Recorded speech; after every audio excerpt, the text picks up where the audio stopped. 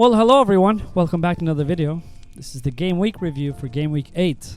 What a shit game week. We're gonna go through that very quick, hopefully, and see how we did. Which I already, spoiler, said not too good.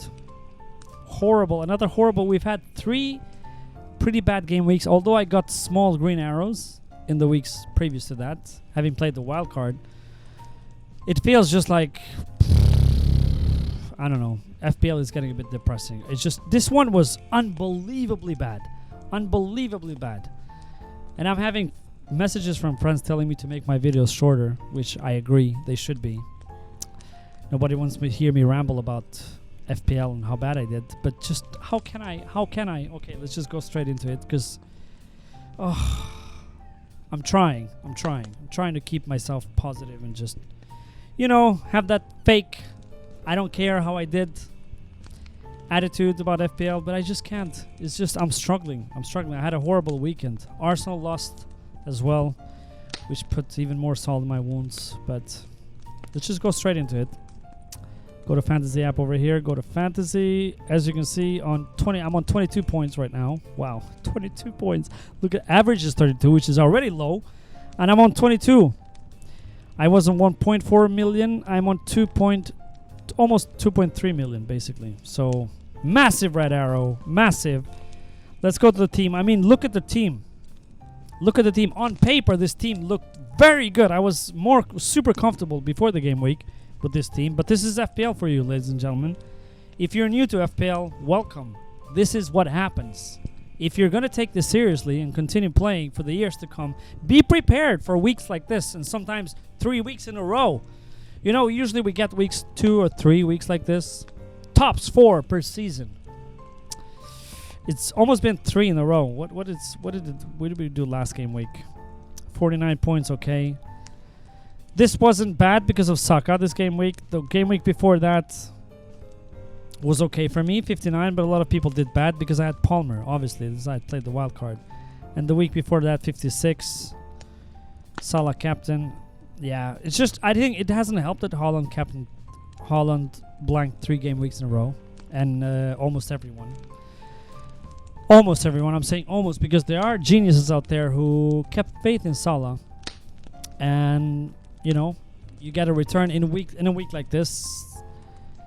I feel for them on the weeks where Haaland was scoring hat-tricks and Salah was blanking. You probably feel like, oh yeah, I'm doing great.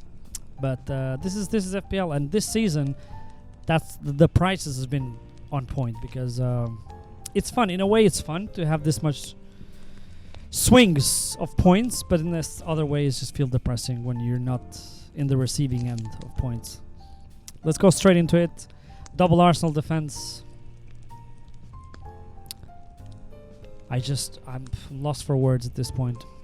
And I'm one of those FPL managers who started with double Arsenal defense. No one in the content creation world were starting with double Arsenal defense. I started with double Arsenal defense, and they got me, see here, for example, Raya. 8, 10, 2, 9. And 4 against City. And then, boom, wild card time, game week 6. Everybody brings double Arsenal defense. 1 point, 2 points, 1 point for Raya. Same Gabriel. Gabriel scored against City. Remember, he scored 2 game weeks in a row. I had Saliba prior to that. I'm happy that I switched it now, having seen so many people had Saliba and got a red card, unfortunately, which cost Arsenal the game, basically. But he 6, 6, 2, 15, because he scored that game week. 7 again, and then 1, 2, 1. 4 points in 3 game weeks. Double Arsenal defense.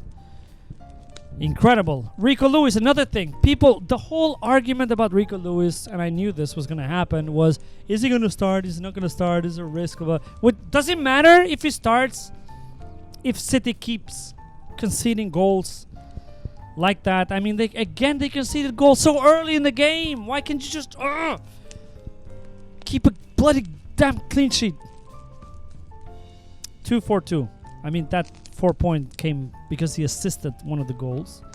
It's just very, very disappointing. I mean, it doesn't look bad on paper again. And I have Aina today. I mean, unless he scores a hat-trick or a brace and an assist and keeps a clean sheet, don't think it's going to change too much, because people have Chris Wood as well. And some people have Eze. So, I'm going to have even a bigger red arrow after this. Just disgusting. Look at the midfield. 2-2-0. Saka is going to obviously go to bench. Semenya is going to come from the bench. Wow. Another 2-pointer.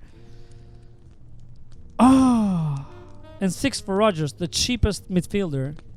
Actually, it's the only player in my team who returned. The enabler that everyone has. The 5.0. Rodgers, he's the only one who returned. Calvert-Lewin, another in the bin. 3 in a row now. 1 point, 2 points, 1 point. Disgusting. Solanke. Oh my god, don't get... The last 2 videos I made. And the last 2 videos I made, I was so certain. I even, in my last team selection video, I said the only transfer I probably gonna end up making is Colwill to A now, which I did obviously. And roll the other 2 free transfers I had. I would have had 3 free transfers this game week. And I said that I want to keep Jackson even though it's a difficult game because of Liverpool Highline, which everything turned out to be true.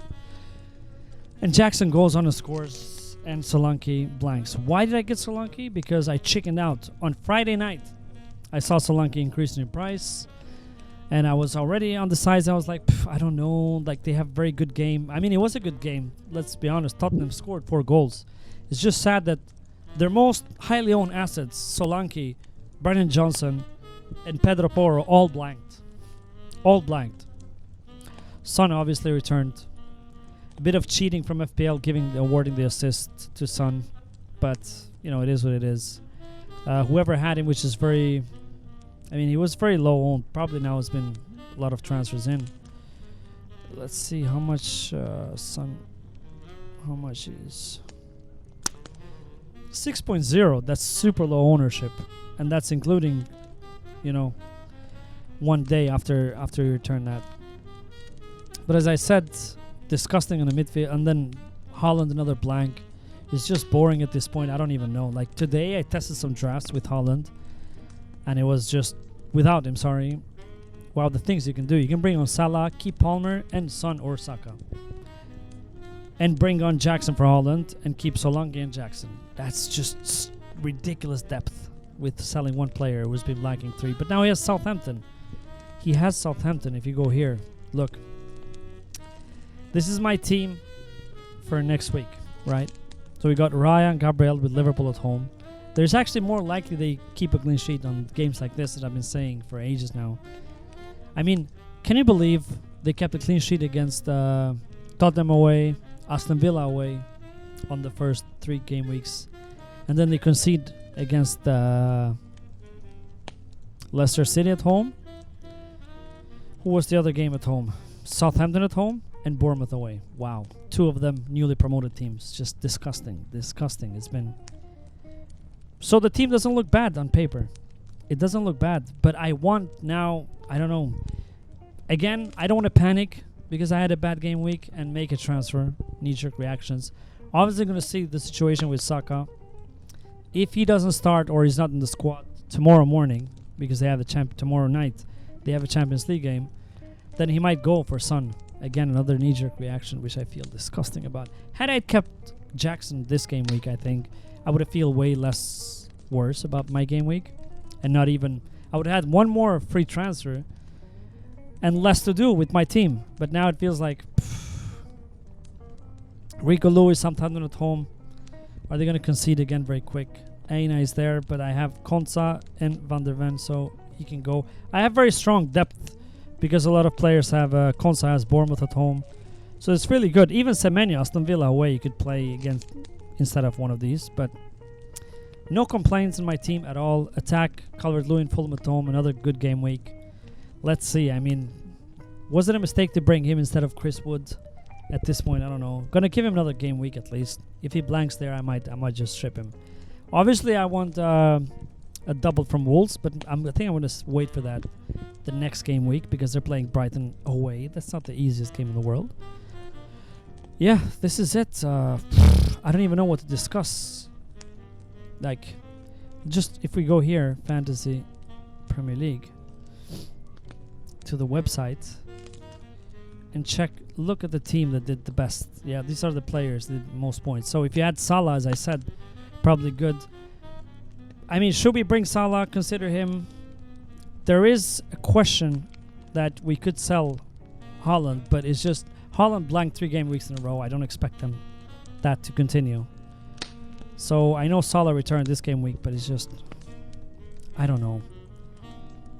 Is it worth investing Arsenal away? Maybe we could wait from game week 10. Brighton home, Aston Villa home, Southampton away, and then Man City home. I mean, the game weeks are better after Arsenal away because I don't think that's going to be a tight game. It's not going to be many goals, hopefully. But just look at it. Guardiola, has a resurgence suddenly. You know, he did nothing when everybody had him, and now that everybody sold. This has been actually the theme. I was thinking this all day today. This has been the theme of this FPL season so far.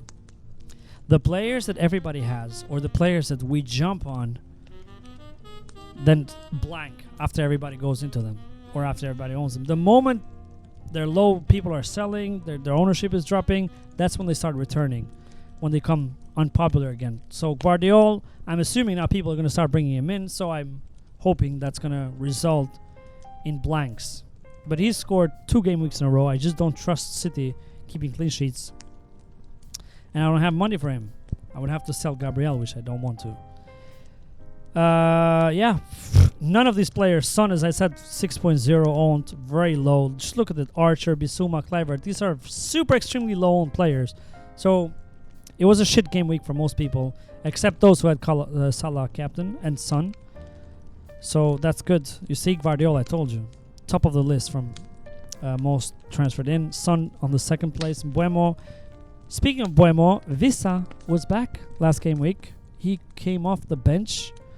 So he now suddenly becomes another good option because the fixtures for Brentford, they continue until game week 14 to be pretty juicy.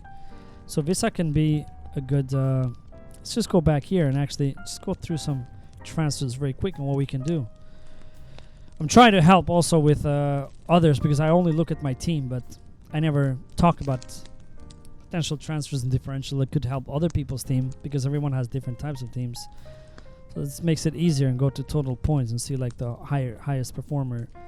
So Alexander-Arnold, I wouldn't jump on that now. If you have him, you could hold him, but their fixtures, as I said, they're a bit difficult. A mixture bag, I mean. But from the fence, I was never a Trent fan from the beginning of the season because of the cost. But if you have him, yeah. Konate, after the Arsenal game, again, could be a good option for 5.3 now is. Yeah, save some money if you want premium defender, but save some money. And this is the thing, the defenses that I think you could invest, even though I don't trust any defense at this point because Arsenal disappointed as well. Actually, Liverpool has had the best defense, but the easiest fixture, so you never know. But the defense that I would invest, at least personally, is the only ones are City, Arsenal, Liverpool, and Nottingham Forest. Other than that, I wouldn't trust any other team with defenses. But attacking defenders, that's a different thing. For example, Aid Nori, definitely hot on my radar. He's going to come for sure next game week because he's super attacking. So that's a different issue. Man United has had a resurgent. Garnacho, another player that could be good. Pedro Porro, it's been disappointing.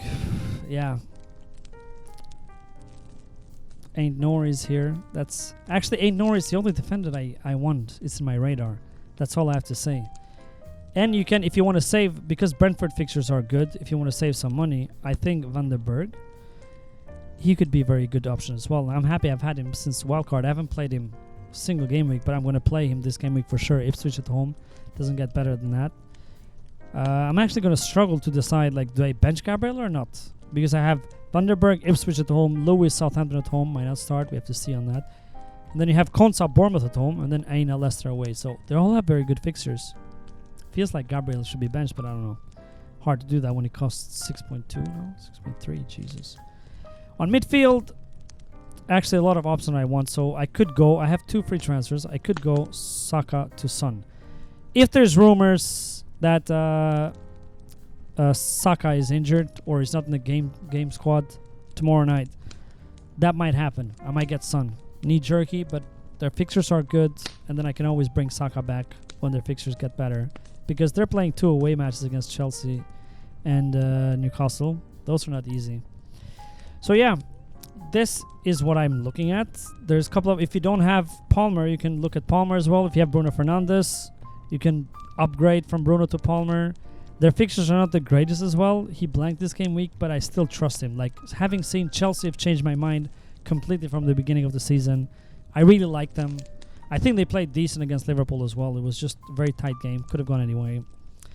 But Palmer I want to keep. I just regret so badly selling Jackson because now I want Jackson back. And I knew that was going to be... I knew I was going to regret that. But Solanke, it's not a bad option. Way more highly owned as well. So if he does well, not going to drop in rank. Yeah, there's so many options. Semenyo going to be benched, but McNeil is another one that I want.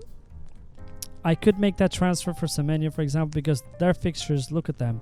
And McNeil has been way more consistent than Calvert-Lewin. I think he was the one to go. I think I should have had McNeil and maybe Wood instead of Calvert-Lewin. Or even the likes of Welbeck. Just look at Welbeck. Nobody was... He's now... How many points? 19 points away from Haaland. And Haaland has scored 2 hat-tricks? But he keeps delivering. Look at this. 9 points. 8 points. Where was it again? 9 points, 8 points in the last 2 game weeks. And then 1 blank against Chelsea away. And then 6 points. And there are 2 blanks. 9 points, 12 points. So he's been pretty consistent. He's been amazing. I mean... Their fixtures are horrible, though. Wolves at home is not bad. But then Liverpool away, City at home. That's what put me off, but he's definitely my watch list because he's not stopping. We all thought that, it's Welbeck is going to, he had a good patch and then he's going to start, blanking. But no, he's been very good. Haaland is the one. Just look at this. I played with this today. Haaland to Jackson. And now 7.8 in the bank. Wow, that's an entire player. So you downgraded Haaland to Jackson, which isn't a bad downgrade to begin with. I mean, assuming Jackson is going to continue at least to chip in with 1 or 2 goals. And then I can upgrade Rodgers or McNeil, if you want to keep Rodgers, McNeil to Salah, and still have money in the bank. That is shocking. Look at this team. So you would play Son, Buemo, Palmer, Salah, or this could be Saka as well. 3 premiums in midfield. 2 half premiums in Solanke and Jackson. And this one could be anyone. So 6. This could be Chris Wood up to 6.6. Anyone else. Cunha. Look at this. You could be Cunha, which I want anyways. Oh, I'm so tempted to do this. The defense a bit weak again, but you can, Jesus. Wow. So tempted about this. And the defense, I don't really care that much in general because I don't want Trent. And outside of Trent... Maybe Konate is the closest thing because of the price that I would go into. Other than that, I don't want anyone. Gvardiol could go for Gabriel. I wouldn't have them both because it's just not worth investing in defenses this year. Same as last year. This year, it looked like it's going to be better with Arsenal defense. And it might just be 3 bad games. I think they're going to keep it tight from now on. But I think that the cheap options are pretty good and you can rotate them all the time and transfer them out and bring others. So I don't think there's enough need to invest too much in defense. Look at this team. I mean, you still have double Arsenal defense, premium defenders. The most expensive keeper. Gabriel is there. Lewis, if you keep starting, you have a City cover, basically. So if you found some money to bring another, as I said, Konate from Liverpool, then you'll have cover from all of those players. So you can bring back Colwill or someone else when their fixtures get easy again. So I don't think there's necessarily a need to invest in very expensive defenders. And then the midfield, I mean, imagine playing Salah, Palmer, Saka. The only problem is with captaincy. The thing that with having Haaland, it makes captaincy very easy because you just don't think about it. But maybe it's better to have a bit of a headache with captaincy every week and have more fun because it's becoming boring. The worse than having a bad game week is when everyone else had a bad game week. I know you might think that's actually good because it wasn't just you, but no, because it's just everyone is having a good game week, everyone is having a bad game week, not escaping from the template, especially the content creators are influencing, other teams. You're afraid, like I did with Solanke. I was so certain for the whole week I'm going to keep on Jackson. And then I chickened out because I felt the pressure from other FPL content creators to bring Solanke because they're all speaking so highly about Solanke, which still a great choice. Don't get me wrong. I'm not I'm only salty because Jackson returned and Solanke blanked. And I could have saved the transfer. I could have still brought Solanke in this game week, which probably wouldn't because Newcastle at home is a better game week. Anyway, it's not going to rumble anymore. I'm so sorry this video took so long as well. I'm just very disappointed. I don't know where to go with this, but we'll talk more about that in the team selection on Thursday. So yeah, I hope at least you had a good game week. If you had, as I said, Salah and Son. And yeah, let's see what happens tonight with Nottingham Forest. I'm not expecting too much. I mean, a clean sheet would help. I think a clean sheet for Aina would give me a bit smaller red arrow, but let's see. But anyways, thank you so much for watching again. Please like and subscribe. And see you on Thursday for team selection. Bye. Subscribe. Come on. Just do it. I'm waiting. Just do it.